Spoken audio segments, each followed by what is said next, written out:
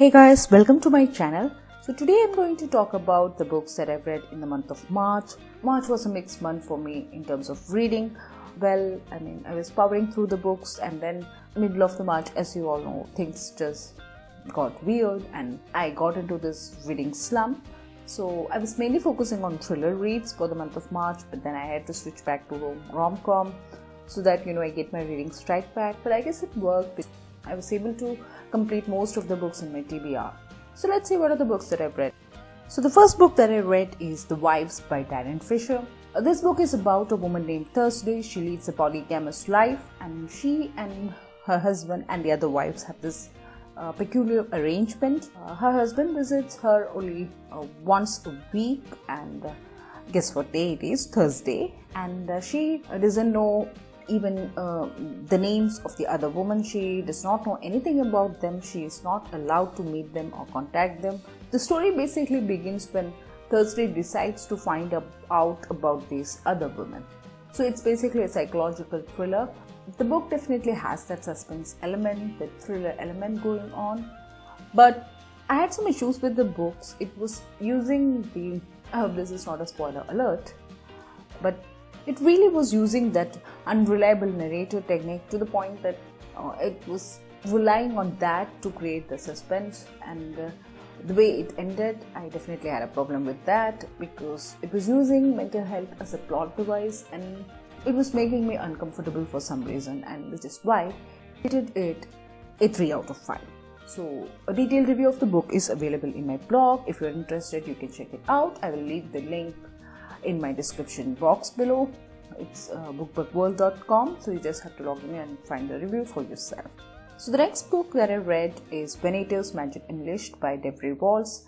I read this as part of a blog tour, ultimate blog tour by The Right Reads. If you don't know The Right Reads, they are this amazing and very welcoming group of book bloggers, mainly based on Twitter.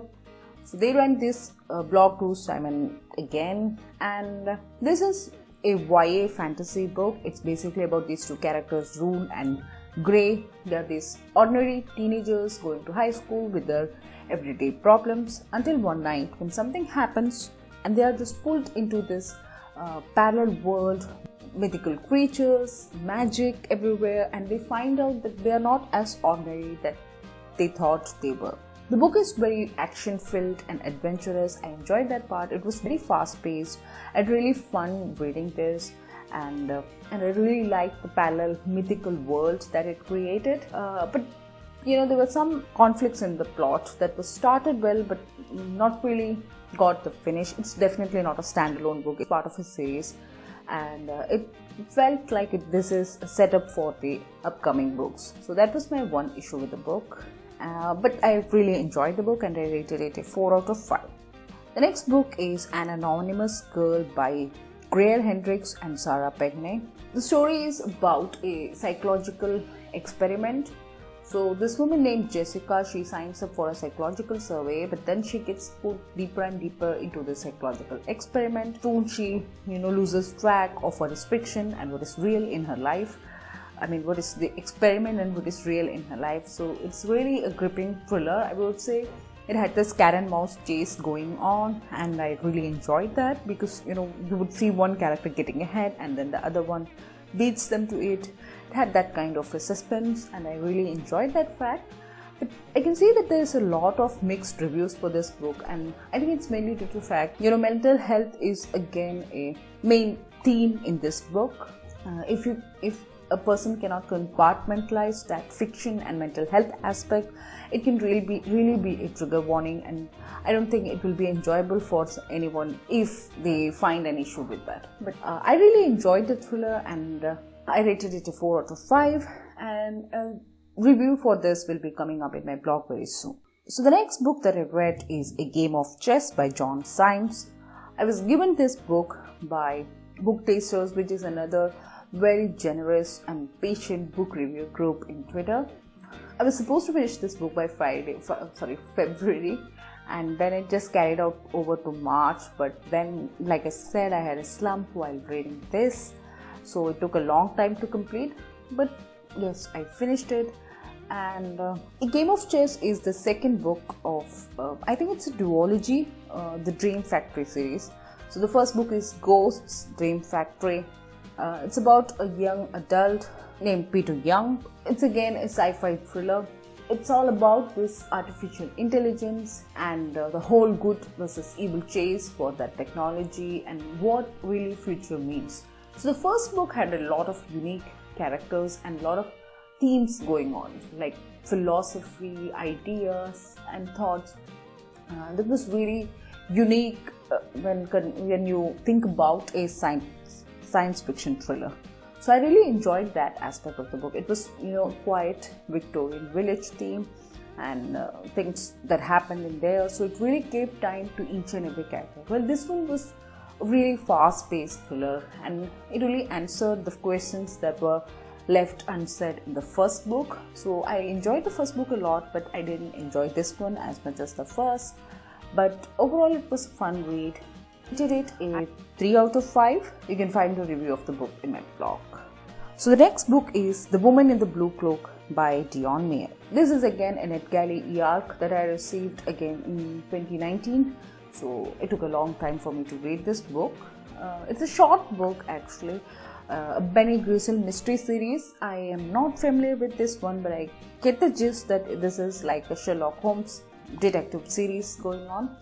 And this is the first time I'm reading a book, but I can see that the characters or main characters are really well established, and they have these layers to them which is very visible in the short period. So someone who is reading this from the beginning might really be enjoying this one, but to me it was not very relatable, maybe because I am not familiar with the series. So this one is set in South Africa. An American woman is found dead and she's murdered, and it's related to this historical art piece, all the theories relating to that. But even the plot twist was a bit predictable, the thriller aspect of it was not very catchy, if you'd ask me. So which is why I rated it a 2 out of 5. So you can again find the review of the book, a detailed review, in my blog. So the next book is Followers by Megan Angelo. This is a sci-fi dystopian thriller. It's set in 2 time periods, one in 2015 and one in 2050. It's told by 2 narrators, Marlo and Orla. So as the story goes on, we find the connection between these two and what happened between throughout these years, and how the world actually changed to what it became today. I mean, that is in 2051 something, because the whole dystopian idea is based on technology and the influence of social media, how we use it and that kind of thing. So I enjoyed that aspect a lot. There is a lot of depth in the characters, a lot of flawed characters, and even though the actions seem diabolical, you can see people out there really explores the idea of influencers and how the future could become, in a very exaggerated way, I would say, in a very Black Mirror-ish way. That's what I really liked about it, because it was so like that. They even had that episode, right, in Black Mirror. So it's something like that. So I really enjoyed that book, and I rated it a 5 out of 5. So the last book that I read in March is The Worst Best Man by Nia Sosa. Like I said, I had to turn to a rom-com because I fell into a reading slump mid-March. So this book is about Carolina Santos. She's an American citizen. She's the second generation immigrant. She is a self-made woman, and she has these aspirations and standards that she has to keep for the sake of the people she look up to. But it's also a fun rom-com. Basically, it's a hate to love trope.